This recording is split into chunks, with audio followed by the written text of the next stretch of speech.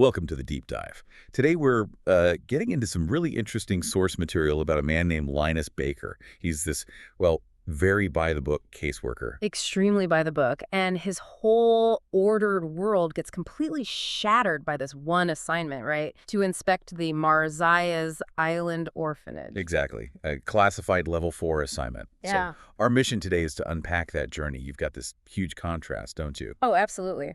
On one side, you have the department in charge of magical youth DICOMY, the stifling bureaucracy. They have this rule book, Rules and Regulations, that's 947 pages long. 947 pages. Yeah. And then on the other side, you have Marziah's Island. It's it's home to some very unique magical children. We're talking seriously high-risk cases. So it's basically order versus chaos.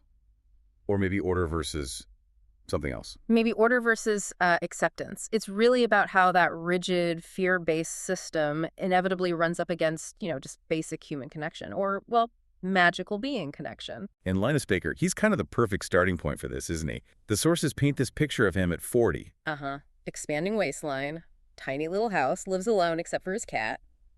Right. And his prized possession seems to be these monogrammed pajamas he got for 15 years of service at DICOMY. Yeah. He's just the embodiment of that gray, bureaucratic world. Totally. And his work life, it's designed to keep him that way. It's all about emotional scarcity, maybe? Yeah, you've got his supervisor, Ms. Jenkins.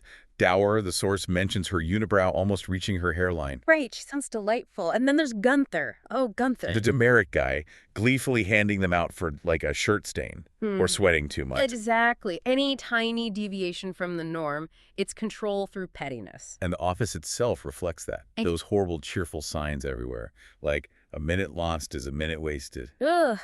Yeah, it's an environment that doesn't just process paperwork. It kind of processes the humanity right out of you. It reinforces conformity through these tiny soul-sucking rules. But then, things change for Linus. He gets this summons. Yeah, a big one. Up to the 5th floor, extremely upper management. It's described as this cold, weird, highly classified zone. Very intimidating. And this isn't just a chat, it's an assignment. His, mandatory promotion. Right. Travel to Marziah's Island orphanage, conduct a classified level 4 inspection, and his specific task, decide if the place needs to be shut down permanently. Wow. So straight from the gray office to the front lines of the most sensitive cases, that's a huge leap. It is, and it marks this real break from his old life. He leaves the constant city rain, travels, and suddenly he's on this island. It's all bright and wonderful blue sea and sky, a total sensory shift. But the real shock isn't the weather, is it? It's the file. Yeah. The one he has to open when he gets there. Okay, yeah. Let's talk about this file. It's sealed with blood red wax. Very dramatic. Inside the highest classification, and it's for one specific child. L-U-C-Y. Lucifer. Name, Lucifer. Age, 6 years, 6 months, 6 days. Father, listed as the devil. Species, Antichrist. I mean, what do you even do with that information? Coming from Linus's world. Well, what Linus does is faint. Just completely faints dead away. Understandable, really. Yeah, I'd say so. When your reality is built on 947 rigid rules, meeting the literal Antichrist probably breaks the system. It definitely does. And yet, this incredibly volatile place is run by just 2 main caretakers, right? Right. First, there's Zoe Chapelwhite. She's an island sprite, totally unregistered with DICOMY, barefoot, violet eyes, and described as super protective, almost territorial. She's immediately a challenge to Linus's authority, isn't she? She represents everything outside the system. No paperwork, no official status. Exactly. And then there's Arthur Parnassus, the master of the house. He's 45, seems calm, collected. But there's a catch. Extremely upper management, Linus's bosses, they explicitly state in the background notes that they view Arthur's running the orphanage as an experiment. An experiment. The Antichrist and other highly dangerous kids. It sounds cynical. It is. It immediately makes you question DICOMY's motives. Are they trying to protect society, or are they just observing, maybe even setting Arthur up to fail? It raises the stakes. And the children themselves, they just blow all the bureaucratic labels out of the water, don't they? Oh, completely. The files just don't capture them. You've got Talia. She's a gnome, 263 years old. The profile probably says grumpy, likes gardens. But what Linus sees is someone fiercely maternal, incredibly protective of her garden, yes, but also of the other kids. Exactly. Then there's Theodore. He's a wyvern. Probably classified as, I don't know, some kind of dangerous reptile. Well, instead he builds a little hoard, like a nest, in the attic. and he skeels Linus's buttons.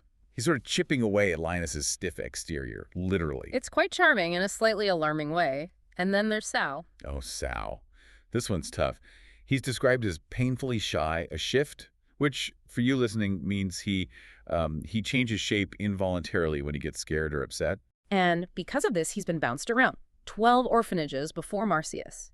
He's terrified of anyone from DICOMY, especially Linus with his official notepad. His fear is a direct indictment of the system Linus represents, isn't it?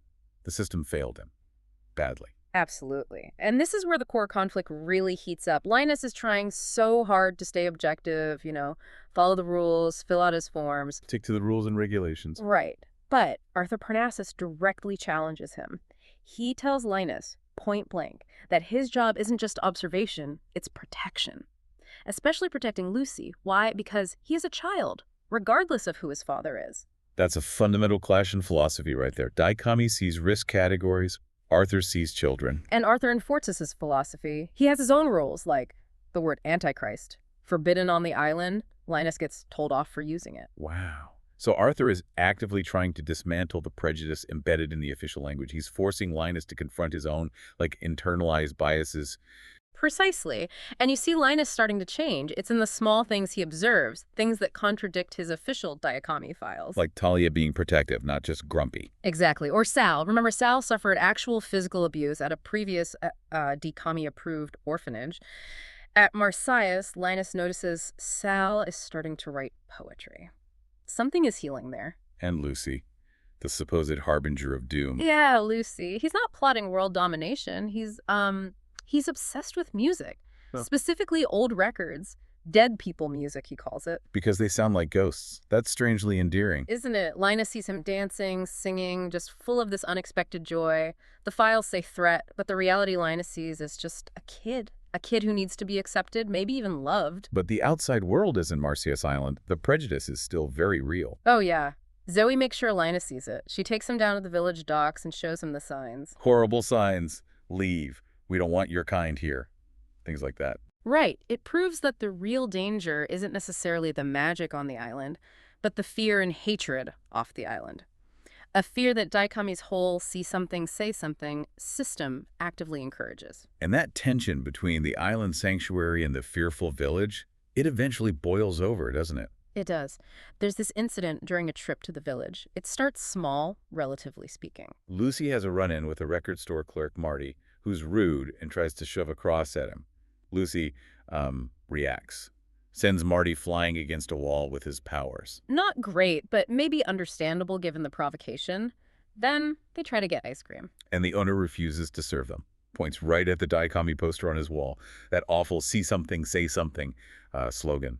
Using the system to justify his prejudice. Exactly. And this escalates. A crowd gathers, angry villagers, someone throws a rock. And it's aimed at Helen, the village mayor, who's actually been trying to help Arthur and Zoe. Right. And that's the breaking point for Arthur. He steps between the children and the mob. And then He reveals himself. He reveals himself, bursts into flames, his true form, the last phoenix, massive wings of fire, 10 feet long. The whole crowd just goes silent, terrified. Okay, so here's the pivotal moment for Linus, right? The ultimate test, facing this mythical being of fire. What does Mr. Rules and Regulations do? Does he run? Does he pull out his notepad? No, he steps towards Arthur. Yeah. Towards the fire. And he reaches out. And cups Arthur's burning face in his hands.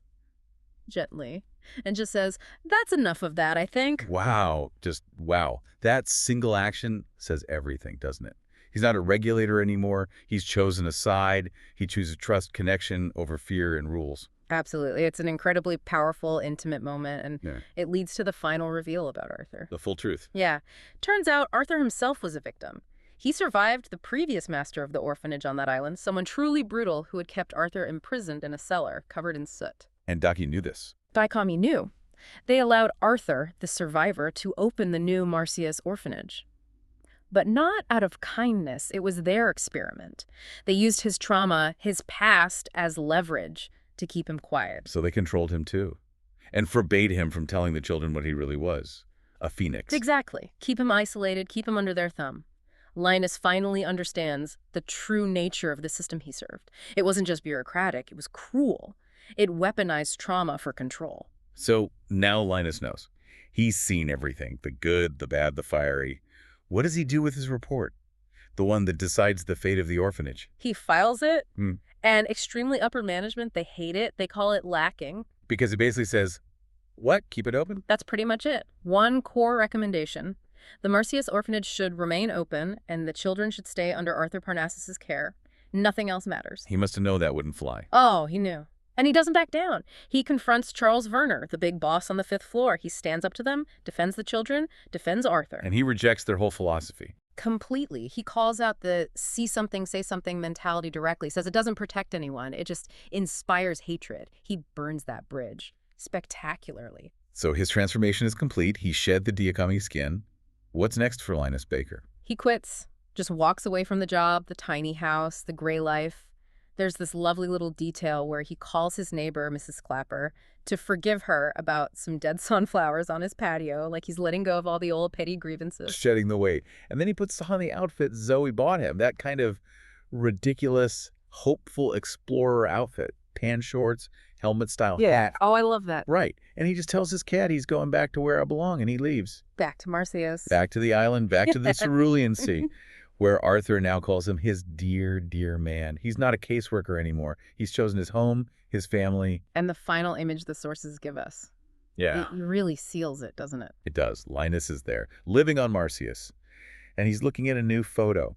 It's of a new arrival, a shy boy with white hair named David, who is a Yeti, another magical child finding refuge. Another child welcomed into the home. And the source notes, his eyes are cerulean blue, like the sea around the island. It's hopeful. So if you pull back, what's the big takeaway here?